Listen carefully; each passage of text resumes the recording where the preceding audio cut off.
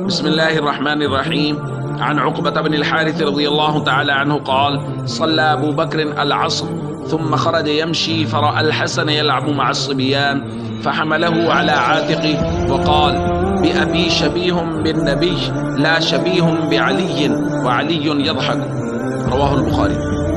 حضرت عقبہ فرماتے ہیں سیدنا ابو بکر رضی اللہ تعالیٰ عنہ عصر کی نماز پڑھ کے نکلے اور وہ چل رہے تھے کہ انہوں نے حضرت حسن رضی اللہ تعالیٰ عنہ کو بچوں کے ساتھ کھیلتے ہوئے دیکھا، تو انہوں نے حضرت حسن رضی اللہ تعالیٰ عنہ پہ اپنے کندھوں پہ بٹھا لیا اور پھر یہ جملہ ارشاد فرمایا کہ میرے والد تجھ پہ قربان ہو جائے، تم نبی کے مشابہ ہو، علی کے مشابہ نہیں ہو۔ اور یہ جملہ سن کے، یہ منظر دیکھ کے اور حضرت ابو بکر کی حضرت حسن کے ساتھ کی محبت دیکھ کے حضرت علی رضی اللہ تعالیٰ عنہ کھڑے مسکرا رہے تھے، وعلی یضحک۔ دوستو، صحابہ اور اہل بیت کی آپس میں بے حد محبت اور پیار تھا،